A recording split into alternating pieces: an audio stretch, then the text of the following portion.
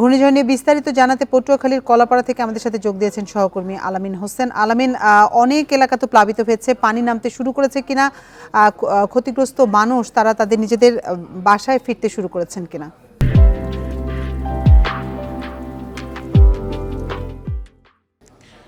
পানি আসলে নামতে শুরু করেছে বলতে খুব ধীরে নামতে শুরু করেছে। আমরা এখন এই মুহূর্তে কলাপাড়া উপজেলার নীলগঞ্জ ইউনিয়নের গইয়াতলা নামক স্থানে রয়েছে। এটি আন্ধারমানিক নদীর পাশেই। আমি যদি একটু দেখানোর চেষ্টা করি, আমাদের ক্যামেরায় যিনি রয়েছেন আরিফুল ইসলাম জুয়েল, তিনি আসলে দেখানোর চেষ্টা করছেন। এটি হচ্ছে একটি ক্ষতিগ্রস্ত বাঁধ। এরকম এই বাঁধটি অন্তত 3 কিলোমিটার জায়গা ভেঙে গিয়েছে এবং স্থানীয়রা যেটি বলছেন যে এই নদীর পানি উপচে লোকালয়ে প্রবেশ করছে এবং এটি আন্ধারমানিক নদী।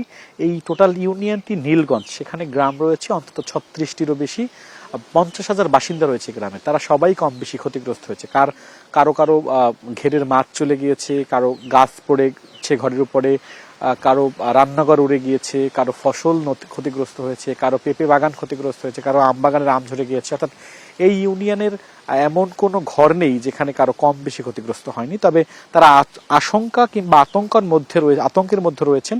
যে আপনি নিশ্চয়ই দেখতে পাচ্ছেন এখন কিন্তু জোয়ারের সময়, এখন হচ্ছে জোয়ারের সময়। এই একদম পানিতে আন্ধারমানিক যে নদী, সেটি এখন পর্যন্ত পানিতে একদমই টয়টম্বুর অবস্থা এবং এই পানি কিন্তু নোনা পানি। এই নোনা পানি এখানে প্রবেশ করার কারণে সবজি নষ্ট হয়েছে। গ্রামবাসীর এখান থেকে গতকালকে, তার আগের দিন পটুয়াখালী জেলা প্রশাসক থেকে শুরু করে ঊর্ধ্বতন কর্মকর্তারা এখানে এসেছিলেন।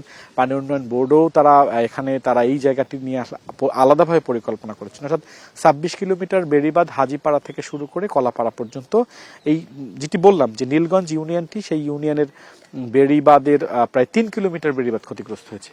এর বাইরে এখানে আমরা দেখেছি যে বড় বড় গাছ পড়ে রয়েছে, ফসলের ক্ষেত নষ্ট হয়েছে এবং এই নোনা পানি লোকালয়ে প্রবেশ করার কারণে যে ফসল ছিল সে ফসলও মারাত্মকভাবে ক্ষতিগ্রস্ত হয়েছে। স্থানীয় যেটি বলছেন যে দীর্ঘক্ষণ ঝড়ের অবস্থান করায় তাদের ক্ষয়ক্ষতির পরিমাণটা বাড়ছে। এর আগে সিডরের এলাকার মানুষ আক্রান্ত হয়েছিল, আইলাতেও আক্রান্ত হয়েছিল, কিন্তু এতটা সময় ধরে আসলে এই ঝড়ের যে তাণ্ডব, প্রায় 13 ঘন্টা, সেই 13 ঘন্টা কেউ তাণ্ডব চালায়নি। এই এলাকার বেশিরভাগ মানুষেরই আসলে খুবই নিম্নবিত্ত, তারা কেউ মৎস্যজীবী, কেউ ক্ষেত খামারে কাজ করেন। তারা যেটি বলছেন যে এখন পর্যন্ত ত্রাণের ছিটে ফোটাও আসলে তাদের ভাগ্যে এসে জুটেনি। তবে স্থানীয় জনপ্রতিনিধিরা একটি তালিকা সম্পন্ন করেছেন। এই গ্রামটিতে অন্তত 100 ঘর, অর্থাৎ বসতবাড়ির যে ঘর, সেই বসতঘর ক্ষতিগ্রস্ত হয়েছে। আমরা যেদিকেই তাকাচ্ছি, সময় যত যাচ্ছে, অর্থাৎ বিভিন্ন জায়গায় যত যাচ্ছি, ক্ষয়ক্ষতির যে পরিমাণ, সেই পরিমাণ স্পষ্ট হচ্ছে। তারা দাবি করেছেন দ্রুত যাতে এই স্থায়ীভাবে এই বাঁধটি মেরামত করা হয়, কারণ যে কোনো সময় আবার দুর্যোগ বা দুর্বিপাকে তাদের এটি আসলে আশঙ্কার বিষয় এবং এই যে বাঁধটি, সেই বাঁধটি কোথাও কোথাও পানির চেয়েও লোকালয়ে পড়েছে। পটুয়াখালীর কলাপাড়া থেকে ঘূর্ণিঝড় রিমালের ক্ষয়ক্ষতির সবশেষ তথ্য জানাচ্ছিলেন সহকর্মী আলামিন হোসেন।